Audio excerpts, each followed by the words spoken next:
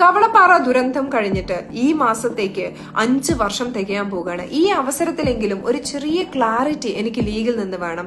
നിങ്ങൾ ദുരന്ത ബാധിതരായിട്ടുള്ള 50 കുടുംബങ്ങൾക്ക് വീട് വെച്ച് നൽകും, അതിനുള്ള ഭൂമി നൽകും എന്നൊക്കെ വാഗ്ദാനം ചെയ്തിട്ട് ഒരു മാസീവ് ആയിട്ടുള്ള ക്രൗഡ് ഫണ്ടിങ് കവളപ്പാറ ദുരന്തത്തിന് ശേഷം നടത്തിയിട്ടുണ്ടായിരുന്നു. കോടികളായിരുന്നു നിങ്ങളുടെ ഫണ്ടിലേക്ക് അന്ന് ഒഴുകിയെത്തിയിട്ടുണ്ടായിരുന്നത്. ആ ഫണ്ട് ഉപയോഗിച്ച് നിങ്ങൾ ഭൂമി മേടിച്ച് എത്ര പേർക്ക് വീടുകൾ ഉണ്ടാക്കി കൊടുത്തിട്ടുണ്ട്? കവളപ്പാറ ദുരന്ത ബാധിതരായിട്ടുള്ള എത്ര പേരെ നിങ്ങൾ പുനരധിവസിപ്പിച്ചിട്ടുണ്ട് എന്നുള്ളതിന്റെ കൃത്യമായ കണക്കുകൾ പുറത്തുവിടാൻ നിങ്ങൾക്ക് കഴിയുമോ? ഒരു ചലഞ്ചായിട്ട് തന്നെ നിങ്ങൾക്ക് ഇത് അക്സെപ്റ്റ് ചെയ്യാം.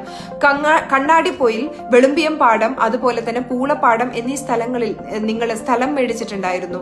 പക്ഷേ അതിൽ തന്നെ വെളുമ്പിയം പാടത്ത് മേടിച്ച സ്ഥലത്തിന്റെ ഏറ്റവും കണ്ണായ ഭാഗം ലീഗിന്റെ ഒരു പഞ്ചായത്ത് അംഗം ചുളുവിലക്ക് അടിച്ചു മാറ്റി. അതിന് പിറകിലുള്ള സ്ഥലം മണ്ണിടിച്ചിൽ ഭീഷണി ഉള്ളതിനാൽ ആരും തന്നെ ഏറ്റെടുക്കുകയും ചെയ്തില്ല.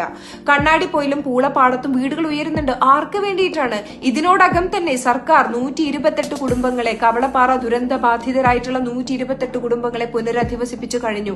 അവർക്ക് വീട് വെക്കുന്നതിനുള്ള സ്ഥലം സർക്കാരാണ് വാങ്ങിച്ച്, സർക്കാരാണ് അതിനുള്ള പണം ചെലവഴിച്ചത്. അവർക്ക് വീട് വെക്കാനായി 4 ലക്ഷം രൂപ സർക്കാർ നൽകുകയും ചെയ്തിട്ടുണ്ട്. ലുലു ഗ്രൂപ്പ് അടക്കമുള്ള സുമനസ്സുകൾ മുന്നോട്ട് വന്ന് ഈ വീടുകൾ നിർമ്മിച്ചു നൽകി, പല വീടുകളും നിർമ്മിച്ചു നൽകുകയും ചെയ്തിട്ടുണ്ട്. ആ വീടുകളിലേക്കുള്ള റോഡ്, അതുപോലെ തന്നെ വെള്ളം എന്നീ സംവിധാനങ്ങൾ സർക്കാർ പഞ്ചായത്ത് വഴി നടപ്പിലാക്കുകയും ചെയ്തിട്ടുണ്ട്.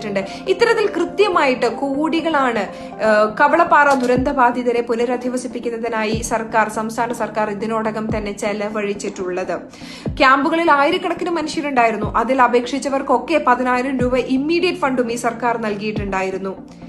പക്ഷെ നിങ്ങൾ ക്രൗഡ് ഫണ്ടിങ് നടത്തി, നിങ്ങൾ കളക്ട് ചെയ്ത കോടികൾ ഉപയോഗിച്ചിട്ട് ഈ കവളപ്പാറ ദുരന്ത ബാധിതരായിട്ടുള്ള ഒരാളെങ്കിലും നിങ്ങൾ സഹായിച്ചിട്ടുണ്ടോ? സഹായിച്ചിട്ടുണ്ടെങ്കിൽ അവർക്ക് ഭൂമിയോ വീടോ വെച്ച് നൽകിയിട്ടുണ്ടെന്നുണ്ടെങ്കിൽ അവരുടെ പേര് വിവരം നിങ്ങൾ ഇന്ന് വെളിപ്പെടുത്തണം. ഇതൊരു ചാലഞ്ചായിട്ട് തന്നെ ലീഗ് അക്സെപ്റ്റ് ചെയ്യണം എന്നാണ് ഞാൻ ആഗ്രഹിക്കുന്നത്. സമാനതകളില്ലാത്ത മറ്റൊരു ദുരന്തമാണ് ഇപ്പൊ മുണ്ടക്കയിൽ നടന്നിട്ടുള്ളത്. ആദ്യ 2 ദിവസം നിങ്ങൾ ഏറ്റവും ട്രാൻസ്പെറന്റ് ആയിട്ടുള്ള CAG ഓഡിറ്റിംഗിന് വിധേയമാക്കപ്പെട്ടിട്ടുള്ള CMDRF ഫണ്ടിനെതിരെ വ്യാജ പ്രചരണം നടത്തി. 3-ാം ദിവസം നിങ്ങൾ നിങ്ങളുടെ ആപ്പ് ലോഞ്ച് ചെയ്തിട്ട് അതിലൂടെ നിങ്ങൾ ഫണ്ട് കളക്ഷനും സ്റ്റാർട്ട് ചെയ്തിട്ടുണ്ട്. കോടികളാണ് നിങ്ങളുടെ ആപ്പിലേക്ക് ഇപ്പോൾ ഒഴുകി വരുന്നത്. ഈ കോടികൾ നിങ്ങൾ എന്താണ് ചെയ്യാൻ പോകുന്നത്? ഈ കോടികൾ വെച്ചിട്ട് മുണ്ടക്കൈയിലുള്ള ഒരു ദുരിതബാധിതരായിട്ടുള്ള മനുഷ്യരെങ്കിലും സഹായിക്കാൻ ലീഗ് നിങ്ങൾ ഇപ്പൊ പ്ലാൻ ചെയ്യുന്നുണ്ടോ?